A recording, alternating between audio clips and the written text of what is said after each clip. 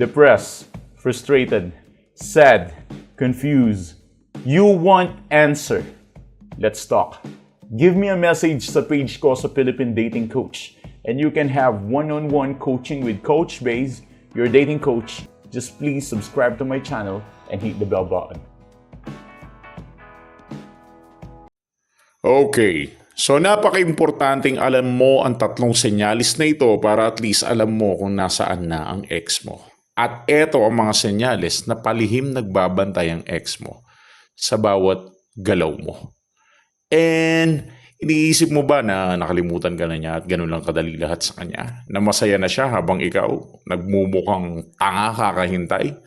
Ang katotohanan na lubos ay hindi. Kasi baka magulat ka sa sasabihin ko sa iyo ngayon dahil sa tagal ko na bilang breakup coach, isa lang ang napatunayan ko.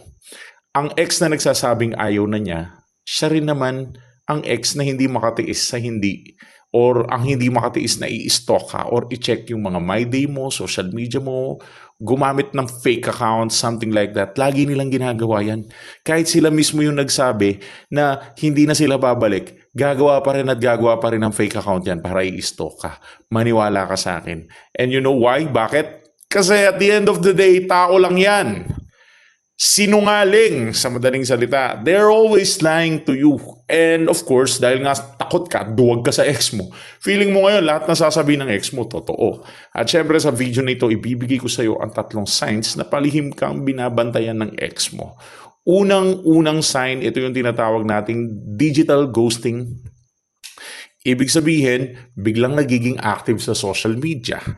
Alright, so nagiging active sa social media o biglang nag-iiba yung behavior niya online.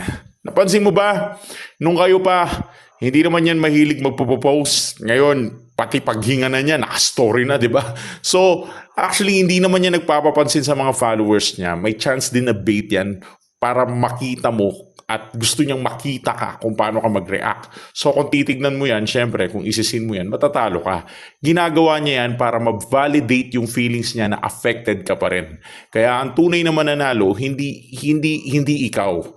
Ang tunay na mananalo dyan is yung walang pake at walang reaction sa bagay na yan. Pangalawang sign, ito yung tinatawag nating spy or third-party information. Kung mapapansin mo, merong biglang common friend na magtatanong sa'yo o biglang may magbabanggit sa ex mo, sa ibang tao, tungkol sa bagong ganap sa buhay mo. Kumbaga may espiya yung ex mo. Kapag ang ex mo nagtatanong sa barkada, kung kumusta ka na, hindi yan actually casual talk lang. Nagre-research yan. Ganito kasi yan.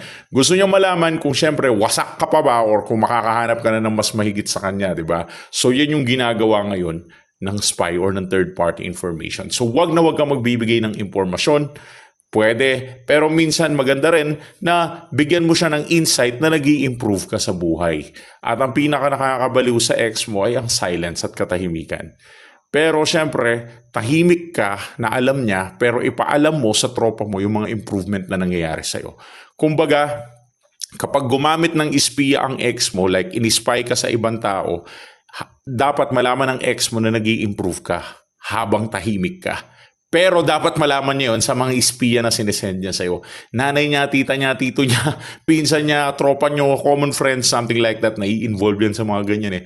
So inform them about your improvement habang tahimik ka at naka-no contact rule kay ex. At ang number 3 sign na binabantayan ka ng ex mo, ito yung tinatawag nating accidental interaction.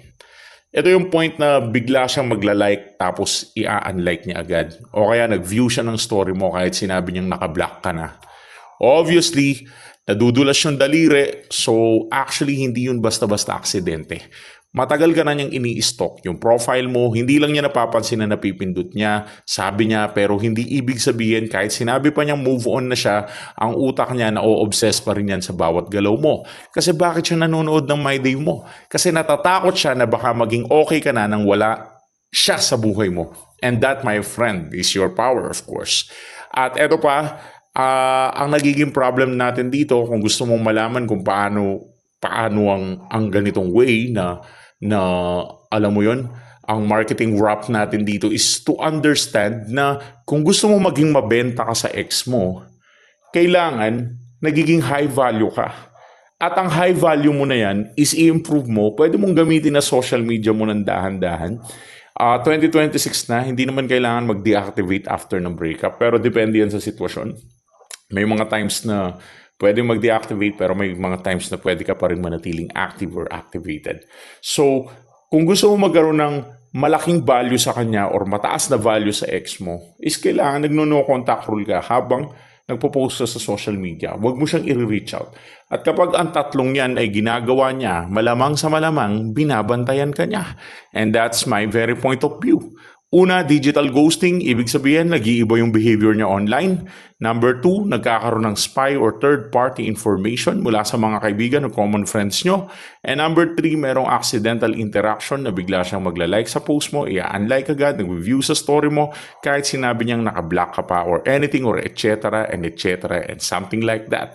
Pero kung gusto mo malaman kung paano namin ginawa ng kliyente ko para ang ex niya mismo yung umiyak at bumalik, ganito ang ginawa namin sa coaching.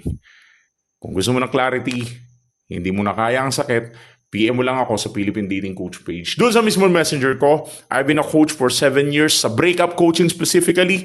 So, PM mo ako doon. So, hindi mo naman kailangan maging tanga habang buhay. You just need to become really expensive sa paningin ng ex mo. Anyways, thanks for supporting Philippine Dating Coach. Thanks for watching.